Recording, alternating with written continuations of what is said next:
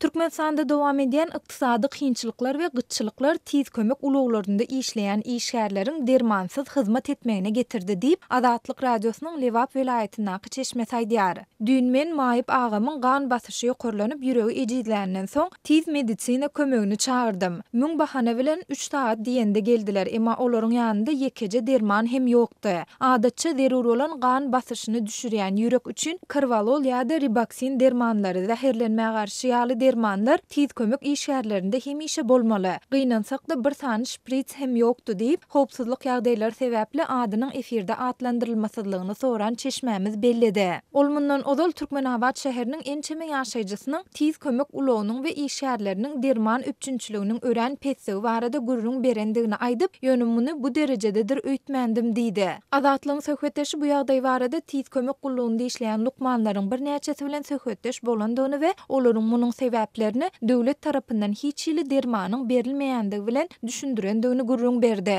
Tiz kömek lukmanlary dermanlary özleriniň satyn almaly edilendigini aýtdylar. Bir sancym Ribaksin 10 manat, gan basyşyň ýokurlananda ulanylýan iň arzan derman 40 manat, bir sany spirt 10 manat. Bulardan başga ençeme derman we medisina enjamy hem gerek. Her gün bir etrapdan 20-30 sapar tiz kömegi çağırýarlar. Haýsy birine derman ýetirip bolýar. Alýan aýlygymyz ujypsyzja diýip tiz kömek işgärleri aýdýarlar diýip Çeşmämiz sözüni jemledi. Azatlyk radiosy ýokurda gurrun edilen ýagdaýlar dogrusynda Türkmenabad şäher häkimligi we tiz kömek merkezi bilen habarlaşanda bu maglumatlary ne tasdiklatmak, ne de inkar etdirmek başartdy. Belläp geçsek, büdjet işgärleriniň köpçülikliğin çärelere geýmeli egin eşiklerini ýa-da olurda etjek çykdyjylaryny öz hasabyna amala aşyrmalydygy barada munun ozal hem maglumatlar gelip gowşupdy. Emma döwlet tarapyndan dermanlar bilen üpçün edilmeli we ilata muht hödürlenýän tiz kömek gullugynyň dermanlary işgärleriň boýnuna dakmagy bilen baglanyşykly ýagdaý ilkinji gezek ýüze çykýar. Soňky aýlarda Türkmenistanda ykdysady kynçylyklaryň has ýiti duýulýandygyny, beýle karytlar bilen bir hatarda dermanlaryň bahasynyň ýokurlanýandygyny we olaryň käbir görnüşlerini tapmagyň barha kynlaşýandygyny Azatlygyň ýurt içindäki habarçylary habar berýärler. Soňky 6 aýyň dowamında dermanhanalardaky dermanlaryň bahalary ortaça 40-50% gymmatlady.